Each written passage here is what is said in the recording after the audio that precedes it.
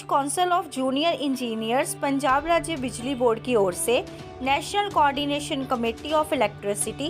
Employees और engineers के आह्वान पर की जा रही देशव्यापी हड़ताल के कार्यों का बाइकॉट और किसानों की ओर से किए जा रहे संघर्ष का सहयोग करते हुए पंजाब और समूह सर्कल लेवल पर काले बिल्ले लगाकर रोष करते हुए मीटिंग की गई। इसके तहत आज जलंधर सर्कल के अधीन आते सभी मेंबर्स ने देशभक्त यादगार हॉल में मीटिंग की,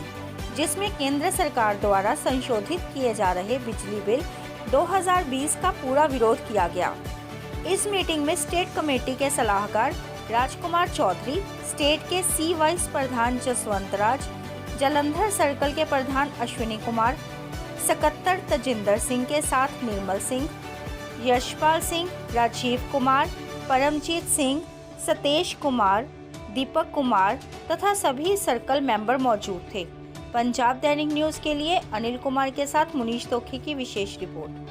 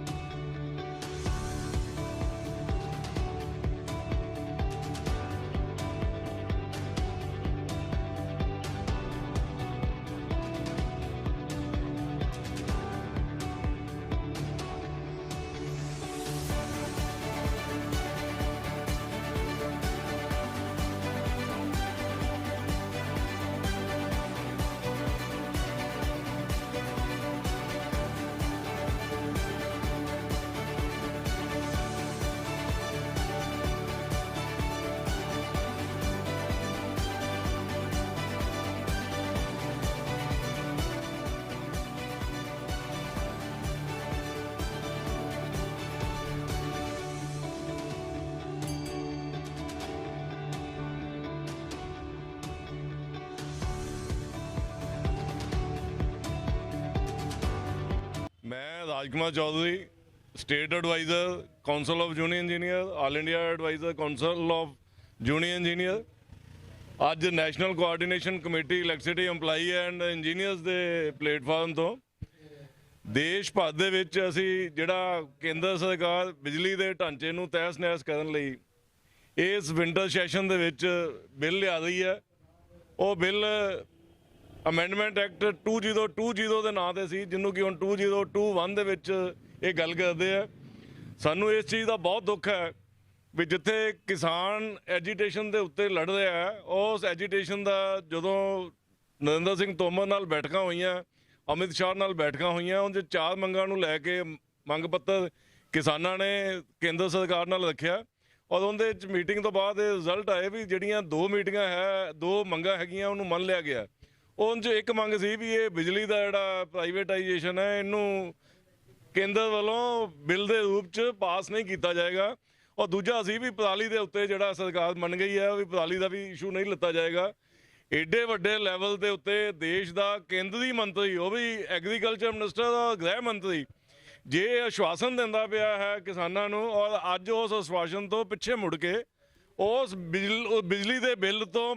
जिहड़ी उनकी अमेंडमेंट है वो केंद्र सरकार लिया रही है। मैं समझदा हाँ भी इदों माड़ा काम जिहड़ा है देश के लोकतंत्र विच ना कदी होया ना कदी होएगा। ਸਾਨੂੰ 71-72 ਸਾਲ ਹੋ ਗਏ ਆ ਆਜ਼ਾਦ ਹੋਏ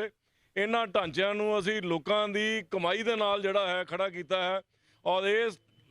ਢਾਂਚੇ ਨੂੰ ਜਿਹੜਾ ਕਿ ਐਸੈਂਸ਼ੀਅਲ ਸਰਵਿਸ ਦੇ ਵਿੱਚ ਜਾਣਿਆ ਜਾਂਦਾ। ਬਿਜਲੀ ਇੱਕ ਬਹੁਤ ਹੀ ਜ਼ਰੂਰੀ ਵਸਤੂ ਦੇ ਨਾਂ ਨਾਲ ਜਾਣੀ ਜਾਂਦੀ ਹੈ। ਉਹ ਬਿਜਲੀ ਜਿਹੜੀ ਜ਼ਰੂਰੀ ਹੈ ਉਸ ਨੂੰ ਇੰਨਾ ਕੁ ਮਹਿੰਗਾ ਜਿਹੜਾ ਹੈ ਕਰ ਦਿੱਤਾ ਜਾਣ ਦੀ ਕੋਸ਼ਿਸ਼ਾਂ ਚੱਲ ਰਹੀਆਂ ਵੀ ਆਉਣ ਵਾਲੇ ਦਿਨਾਂ 'ਚ ਬਿਜਲੀ ਜਿਹੜੀ ਹੈ ਉਪਯੋਗ ਦੀ ਵਸਤੂ ਨਹੀਂ ਰਹਿ ਜਾਏਗੀ, ਇੱਕ ਲਗਜ਼ਰੀ ਦੀ ਆਈਟਮ ਰਹਿ ਜਾਏਗੀ। जिंदे नाल जदों देश आज़ाद होया सी गरीबां ने, अमीरां ने, सनअतकारां ने, मुलाजमां ने, कर्मचारियां ने और दूसरे मजदूरां ने इनू बड़ा वड्डा जिहड़ा है ढांचा खड़ा कीता सी। उस ढांचे नूं अज खत्म कर दिता जाएगा। सानू शक है जिस तरह BSNL नूं टोटे करके एक पर्टिकुलर घरानिਆਂ नूं उसका फायदा दिता गया और अज कम्यूनीकेशन का की हाल होया, अज BSNL का की हाल होया, इसे का ही हाल जिहड़ा है आने वाले दिनों बिजली खेतर का होएगा। कल RK सिंह जो कि देश के पावर मंत्री ने उन्होंने जिहड़ी अपनी इंटरव्यू दी और उस इंटरव्यू च जिहड़ियां गल्लां कहीआं ਵੀ ਅਸੀਂ ਇੱਕ ਪਾਰਟਿਕੂਲਰ ਖਾਤੇ 'ਚ ਜਿਹੜਾ ਬਿਜਲੀ ਦੀ ਵੰਡ ਦਾ ਢਾਂਚਾ ਜਿਹੜਾ ਹੈ ਡਿਸਟ੍ਰੀਬਿਊਸ਼ਨ ਦੇ ਵਿੱਚ ਸਰਕਾਰੀ ਕੰਪਨੀਆਂ ਨੂੰ ਦਿੱਤਾ ਗਿਆ, ਉਹ ਸਰਕਾਰੀ ਕੰਪਨੀਆਂ ਦਾ ਚਾਹੇ ਵਿਸ਼ਵਾਸ ਦਿਵਾਉਂਦੇ ਪਏ ਰਹਿਣਗੇ, ਲੇਕਿਨ ਉਹਦੇ ਨਾਲ ਨਾਲ ਮਲਟੀਪਲ ਪ੍ਰਾਈਵੇਟ ਕੰਪਨੀਆਂ ਜਿਹੜੀਆਂ ਹੈ ਉਹ ਬਿਡਿੰਗ ਕਰਨਗੀਆਂ ਔਰ ਕੰਜ਼ਿਊਮਰ ਨੂੰ ਇੱਕ ਚੁਆਇਸ ਰਹੇਗੀ ਵੀ ਉਹ ਜਿਹੜਾ ਵੀ ਕੰਪਨੀ ਨੂੰ ਇਹ ਚੁਣਨਾ ਚਾਹੇ ਉਹ ਚੁਣ ਸਕਦਾ। ਮੈਂ ਸਮਝਦਾ ਵੀ ਇਦੋਂ ਵੱਡੀ ਹਿੱਤਕ ਜਿਹੜੀ ਹੈ ਆਮ ਖਪਤਕਾਰ ਨੂੰ ਨਹੀਂ ਹੋ ਸਕਦੀ। ਅੱਜ ਜਦ ਕਿ ਬਿਜਲੀ ਦੀ ਜਨਰੇਸ਼ਨ ਪ੍ਰਾਈਵੇਟ ਹੋਈ ਸੀ ਔਰ ਇਦੋਂ ਪਹਿਲਾਂ ਜਦੋਂ ਕਿ ਬਿਜਲੀ ਐਕਟ 2003 ਲਾਗੂ ਨਹੀਂ ਸੀ ਹੋਇਆ, ਉਦੋਂ ਦੇ ਆਪਾਂ ਬਿਜਲੀ ਦੇ ਭਾਅ ਕੱਢ ਕੇ ਦੇਖ ਲਈਏ ਤੇ ਅੱਜ ਦੇ ਭਾਅ ਕੱਢ ਲਈਏ, ਅੱਜ ਫਿਕਸ ਚਾਰजेस ਦੇ ਨਾਂ ਦੇ ਉੱਤੇ ਪੂਰੇ ਦੇਸ਼ ਦੇ ਵਿੱਚ ਲਗਾਤਾਰ ਬਿਜਲੀ ਦੇ ਭਾਅ ਵੱਧ ਰਹੇ ਆ। ਜੇ ਜਨਰੇਸ਼ਨ ਨਿੱਜੀ ਹੱਥਾਂ 'ਚ ਗਈ ਹੈ ਤੇ ਉਹਦੇ ਨਾਲ ਬਿਜਲੀ ਵਧੀ ਹੈ, ਤੇ ਡਿਸਟ੍ਰੀਬਿਊਸ਼ਨ ਜਦੋਂ ਵੱਧ ਗਈ ਤਾਂ ਮੈਂ ਨਹੀਂ ਸਮਝਦਾ ਵੀ ਆਮ ਉਹ ਬੰਦਾ ਜਿਹਦੇ ਕੋਲ ਸਾਧਨ ਨਹੀਂ ਹੈ, ਜੇ ਕਿਸੇ ਗਰੀਬ ਕਿਸਾਨ ਨੂੰ 20 ਖੰਭਿਆਂ ਦੀ ਜੇ ਲਾਈਨ ਖਿੱਚਣੀ ਪਏਗੀ ਤਾਂ ਕੋਈ ਲਾਲਾ ਜਿਹੜਾ ਹੈ ਪ੍ਰਾਈਵੇਟ ਦੇ ਤੌਰ ਦੇ ਉੱਤੇ ਉਹ ਸੋਚੇਗਾ ਵੀ ਮੈਨੂੰ ਇਹਦਾ ਕੀ ਮੁਨਾਫਾ ਮਿਲ ਰਿਹਾ, ਕੀ ਮੁਨਾਫਾ ਨਹੀਂ ਮਿਲ ਰਿਹਾ, ਨਹੀਂ ਆਏਗਾ। ਅੱਜ ਜਿਸ ਤਰ੍ਹਾਂ ਰੇਲਵੇ ਦੇ 130 ਰੂਟ ਪ੍ਰਾਈਵੇਟ ਕਰ ਦਿੱਤੇ ਗਏ ਔਰ ਉਸ ਕੰਪਨੀ ਜਿਹਨੇ ਉਹ ਰੂਟ ਲਿੱਤੇ ਆ ਉਹਨਾਂ ਮਾਲਕ ਇਹ ਕਹਿ ਰਿਹਾ ਵੀ ਮੈਨੂੰ ਜਿਸ ਰੇਲਵੇ ਦੇ ਰੂਟ ਤੇ ਮੁਨਾਫਾ ਨਹੀਂ ਮਿਲੇਗਾ ਮੈਂ ਉੱਥੇ ਗੱਡੀ ਨਹੀਂ ਚਲਾਵਾਂਗਾ। ਕੀ ਆਉਣ ਵਾਲੇ ਦਿਨਾਂ 'ਚ ਜਿਹੜੀਆਂ ਬਿਜਲੀ ਕੰਪਨੀਆਂ ਲੋਕਾਂ ਦੇ ਭਾਈਚਾਰੇ ਲਈ ਆਉਣਗੀਆਂ ਉਹ ਵੀ ਇਹ ਕਹਿਣਗੀਆਂ ਵੀ ਜਿਸ ਇਲਾਕੇ 'ਚ ਉਹਨਾਂ ਨੂੰ ਮੁਨਾਫਾ ਨਹੀਂ ਮਿਲੇਗਾ ਉੱਥੇ ਬਿਜਲੀ ਜਿਹੜੀ ਹੈ ਨਹੀਂ ਦਿੱਤੀ ਜਾਏਗੀ। ਅਜਿਹੀਆਂ ਹੀ ਗੱਲਾਂ ਚਾਹੇ ਜਿੱਥੇ ਜਿੱਥੇ ਬਿਜਲੀ ਪ੍ਰਾਈਵੇਟ ਹੋਈ ਹੈ ਉੱਥੋਂ ਆਈਆਂ। ਅਸੀਂ ਪੰਜਾਬ ਦੇ ਵਿੱਚ ਇਸ ਦਾ ਪੁਰਜ਼ੋਰ ਵਿਰੋਧ ਕਰਦੇ ਹਾਂ ਔਰ ਅੱਜ ਪੂਰੇ ਦੇਸ਼ ਭਰ ਦੇ ਵਿੱਚ ਬਿਜਲੀ ਦਾ ਮੁਲਾਜ਼ਮ, ਬਿਜਲੀ ਦਾ ਕਰਮਚਾਰੀ, ਬਿਜਲੀ ਦਾ ਇੰਜੀਨੀਅਰ ਆਪਣੀ ਆਪਣੀ ਸ਼ਕਤੀ ਦੇ ਅਨੁਸਾਰ ਇਸ ਦਾ ਵਿਰੋਧ ਕਰ ਰਿਹਾ। ਔਰ ਇਹ ਬਿੱਲ ਆਉਣ ਵਾਲੀ ਵਿੰਟਰ ਸੈਸ਼ਨ 'ਚ ਪਾਰਲੀਮੈਂਟ 'ਚ ਪਾਸ ਹੁੰਦਾ ਤਾਂ ਬਿਜਲੀ ਮੁਲਾਜ਼ਮ ਆਪਣੀਆਂ ਜਾਨਾਂ ਦੇ ਖੇਡ ਕੇ ਇਸ ਸੰਘਰਸ਼ ਦੇ ਵਿੱਚ ਉਹਨੂੰ ਲੈ ਕੇ ਤੇ ਇਸ ਨੂੰ ਅਸੀਂ ਵਾਪਸ ਕਰਵਾਉਣ 'ਚ ਆਪਣੀ ਭੂਮਿਕਾ ਨਿਭਾਵਾਂਗੇ। ਇਸ ਲਈ ਬਹੁਤ ਬਹੁਤ ਧੰਨਵਾਦ। ਮੈਂ ਇੰਜੀਨੀਅਰ ਅਸ਼ਵਨੀ ਕੁਮਾਰ ਤੌਰ president council of union Jalandhar circle. ਅੱਜ ਅਸੀਂ ਸਾਰੇ ਹੀ ਜਿਹੜਾ ਸੈਂਟਰ ਸਰਕਾਰ ਵੱਲੋਂ ਬਿਜਲੀ ਬਿੱਲ 2020 ਦੇ ਨਾਂ ਤੇ ਅਮੈਂਡਮੈਂਟ ਕੀਤੀ ਜਾ ਰਹੀ ਹੈ ਉਹਦੀ ਵਿਰੋਧਤਾ ਕਰਨ ਲਈ ਪੂਰੇ ਰੋਸ ਮੀਟਿੰਗਾਂ ਕਰ ਰਹੇ ਹਾਂ ਆਲ ਓਵਰ ਇੰਡੀਆ, ਜਿਹਦੇ 'ਚ ਸਾਡੀ national coordination committee of electricity employee and engineer ਜਿਹੜੇ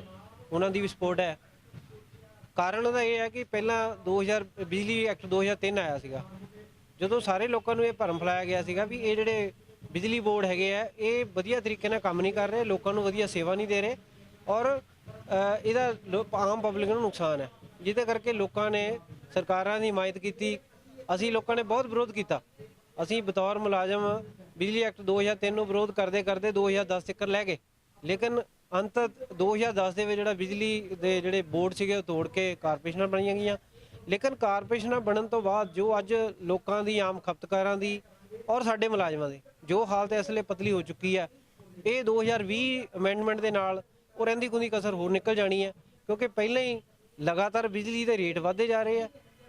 ਮੁਲਾਜ਼ਮਾਂ ਦੀ ਗਿਣਤੀ ਘਟਣ ਕਰਕੇ ਲੋਕਾਂ ਨੂੰ ਵਧੀਆ ਸੇਵਾ ਨਹੀਂ ਮਿਲ ਰਹੀ, ਪ੍ਰਾਈਵੇਟ ਹੱਥਾਂ ਜਾਣ ਕਰਕੇ ਮਹਿੰਗੀ ਬਿਜਲੀ ਹੋਈ ਜਾ ਰਹੀ ਹੈ ਔਰ ਆਉਣ ਵਾਲੇ ਟਾਈਮ ਦੇ ਵਿੱਚ ਹੋਰ ਅਗਰ ਅਮੈਂਡਮੈਂਟ ਹੁੰਦੀ ਹੈ ਤਾਂ ਆਮ ਜਿਹੜਾ ਖਪਤਕਾਰ ਹੈ, ਜਿਹਦੇ ਲਈ ਅਸੀਂ ਸਰਕਾਰਾਂ ਚੁਣਦੇ ਹਾਂ ਕਿ ਸਰਕਾਰ ਸਾਨੂੰ ਸਪੋਰਟ ਕਰਕੇ ਉਹ ਸੇਵਾਵਾਂ ਦੇਵੇ ਜਿਹੜੀਆਂ ਐਸੈਂਸ਼ੀਅਲ ਚਾਹੁੰਦੀਆਂ, ਅਗਰ ਉਹ ਸਾਰੀਆਂ ਪ੍ਰਾਈਵੇਟ ਹੱਥਾਂ ਚਲੇ ਜਾਂਦੀਆਂ ਤੇ ਆਮ ਜਿਹੜਾ ਖਪਤਕਾਰ ਹੈ ਉਹਨੂੰ ਉਹ ਸੇਵਾ ਤੋਂ ਵਾਂਝੇ ਹੋਣਾ ਪੈਣਾ। ਇਸ ਕਰਕੇ ਅਸੀਂ ਸਾਰੇ ਹੀ ਅੱਜ ਰਲ ਕੇ ਇਹ ਬਿਜਲੀ ਬਿੱਲ 2020 ਦੇ ਵਿੱਚ ਜਿਹੜੀ ਅਮੈਂਡਮੈਂਟ ਕੀਤੀ ਜਾ ਰਹੀ ਹੈ ਹੁਣ 2021 ਚ ਕਨਵਰਟ ਹੋ ਗਿਆ, ਉਹਦੀ ਪੂਰੀ ਵਿਰੋਧਤਾ ਕਰਦੇ ਹਾਂ ਔਰ ਅਸੀਂ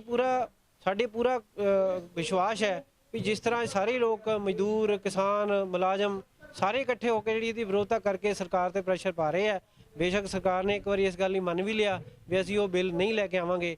ਫਿਰ ਵੀ ਸਾਨੂੰ ਸਾਰਿਆਂ ਨੂੰ ਇਸ ਗੱਲ ਲਈ ਜਾਗਣ ਦੀ ਲੋੜ ਹੈ ਵੀ ਕੋਈ ਵੀ ਸਰਕਾਰ ਇਹੋ ਜਿਹਾ ਅਗਰ ਅਮੈਂਡਮੈਂਟ ਕਰਦੀ ਹੈ ਉਹਨੇ ਸਾਨੂੰ ਸਾਰਿਆਂ ਨੂੰ ਨੁਕਸਾਨ ਪਹੁੰਚਾਉਣਾ। ਇਸ ਕਰਕੇ ਪੂਰਾ ਵਿਰੋਧ ਕਰਦੇ ਹੋਏ ਇਹਨੂੰ ਲਾਗੂ ਹੋਣ ਤੋਂ, ਇਹਦੇ 'ਚ ਹੋਰ ਕੋਈ ਅਮੈਂਡਮੈਂਟ ਹੋਣ ਤੋਂ ਜਿੱਥੇ ਅਸੀਂ ਰੋਕਣਾ ਉੱਥੇ ਅਸੀਂ ਇਹ ਵੀ ਸਾਡੀ ਕੋਸ਼ਿਸ਼ ਹੈ ਵੀ ਜੋ ਆਲਰੇਡੀ ਇਹਨਾਂ ਨੇ ਅਮੈਂਡਮੈਂਟ ਲਿਆ ਕੇ ਬੋਰਡ ਤੋੜਨ ਤੋਂ ਬਾਅਦ ਕਾਰਪੋਰੇਸ਼ਨ ਬਣਾਈਆਂ, ਕਾਰਪੋਰੇਸ਼ਨ ਦਾ ਕੰਮਕਾਜ ਦੇਖ ਕੇ ਨਾ ਤਾਂ ਸਾਡੇ ਤੋਂ ਉਹ ਕਰਜ਼ੇ ਲੱਥੇ ਆ, ਜਿਹੜੇ ਬੋਰਡਾਂ ਦੇ ਉੱਤੇ ਕਰਜ਼ਾ ਸੀ ਅੱਜ ਉਹ ਹਜ਼ਾਰਾਂ ਕਰੋੜ ਵੱਧ ਕੇ ਕਾਰਪੋਰੇਸ਼ਨ ਤੇ ਵੱਧ ਚੁੱਕਾ। ਲੋਕਾਂ ਨੂੰ ਬਿਜਲੀ ਜਿਹੜੀ ਹੋਰ ਮਹਿੰਗੀ ਹੋਈ ਜਾ ਰਹੀ ਹੈ, ਜਿਹੜੇ ਪ੍ਰਾਈਵੇਟ ਹੱਥਾਂ 'ਚ ਥਰਮਲ ਪਲਾਂਟ ਆਏ ਉਹਨਾਂ ਕਰਕੇ ਹੀ ਰੇਟ ਵੱਧ ਰਿਹਾ ਹੈ, ਕਿਉਂਕਿ ਸਾਡੇ ਸਰਕਾਰੀ ਥਰਮਲ ਪਲਾਂਟ ਜਿਹੜੇ ਉਹ ਸਸਤੀ ਬਿਜਲੀ ਉਪਲਬਧ ਕਰਾਉਂਦੇ ਸੀ। ਅੱਜ 1400 ਕਰੋੜ ਰੁਪਇਆ ਸਾਨੂੰ ਉਹਨਾਂ ਨੂੰ ਇਸ ਕਰਕੇ ਦੇਣਾ ਪੈਂਦਾ ਜਦੋਂ ਅਸੀਂ ਉਹਨਾਂ ਕੋਲੋਂ ਬਿਜਲੀ ਨਹੀਂ ਲੈਣੀ, ਤਾਂ ਕਿ ਉਹਨਾਂ ਨੂੰ ਕੋਈ ਲਾਸ ਅਗਰ ਹੁੰਦਾ ਤਾਂ ਉਹਨੂੰ ਅਸੀਂ ਵੀਅਰ ਕਰਦੇ ਹਾਂ, ਪਬਲਿਕ ਤੇ ਭਾਰ ਪੈਂਦਾ। ਸੋ ਇਹਨਾਂ ਗੱਲਾਂ ਨੂੰ ਸਾਨੂੰ ਸਾਰਿਆਂ ਨੂੰ ਧਿਆਨ 'ਚ ਰੱਖਣਾ ਪੈਣਾ। ਕੋਈ ਵੀ ਹੋਰ ਅਮੈਂਡਮੈਂਟ ਇਲੈਕਟ ਦੇ ਵਿੱਚ ਬਿਜਲੀ ਬਿੱਲ ਦੇ ਵਿੱਚ ਲਿਆਣੀ ਜਿਹੜੀ ਉਹ ਖਤਰਨਾਕ ਹੋਣੀ ਹੈ। ਸੋ ਸਾਨੂੰ ਸਾਰਿਆਂ ਨੂੰ ਰਲ ਕੇ ਇਹਦੀ ਵਿਰੋਧਤਾ ਕਰਨੀ ਪਊਗੀ ਔਰ ਜਦ ਤੱਕ ਇਹ ਰੱਦ ਨਹੀਂ ਹੋ ਜਾਂਦਾ ਜਾਂ ਇਹਦੀ ਬਿਲਕੁਲ ਨਾਮੋ ਨਿਸ਼ਾਨ ਨਹੀਂ ਮਿਟ ਜਾਂਦਾ,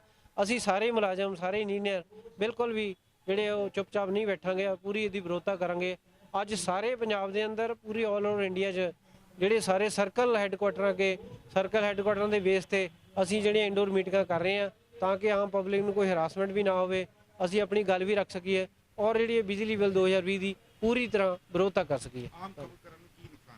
ਆਮ ਖਪਤਕਾਰਾਂ ਨੂੰ ਆਪਾਂ ਦੇਖ ਹੀ ਆ ਰਹੇ ਹਾਂ ਕਿ ਜਿਹੜੀ ਯੂਨਿਟ ਰੇਟ 3 ਰੁਪਏ ਪੈਂਦਾ ਸੀ, ਅੱਜ ਉਹ 10 ਰੁਪਏ ਤੇ ਪਹੁੰਚ ਗਿਆ ਜਦੋਂ ਤੋਂ ਇਹ ਪ੍ਰਾਈਵੇਟ ਜਿਹੜੇ ਕੀਤੇ ਗਏ ਆ।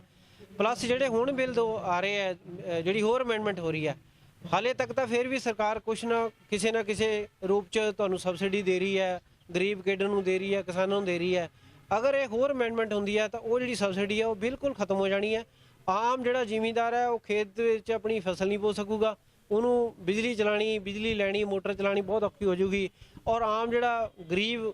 ਤਬਕਾ ਹੈਗਾ ਉਹਨੂੰ ਬਿਜਲੀ ਦੇ ਕਨੈਕਸ਼ਨ ਤੋਂ ਵੀ ਵਾਂਝੇ ਹੋਣਾ ਪੈਣਾ, ਕਿਉਂਕਿ ਇੰਨੇ ਰੇਟ ਲਗਾਤਾਰ ਵਧਣੇ ਆ ਸਬਸਿਡੀਆਂ ਕਰਕੇ। ਨੋ ਡਾਊਟ ਹੈ ਵੀ ਅੱਜ ਦੀ ਰੇਟ 'ਚ ਫਿਰ ਵੀ ਜਿਹੜਾ ਗਰੀਬ ਤਬਕਾ ਉਹ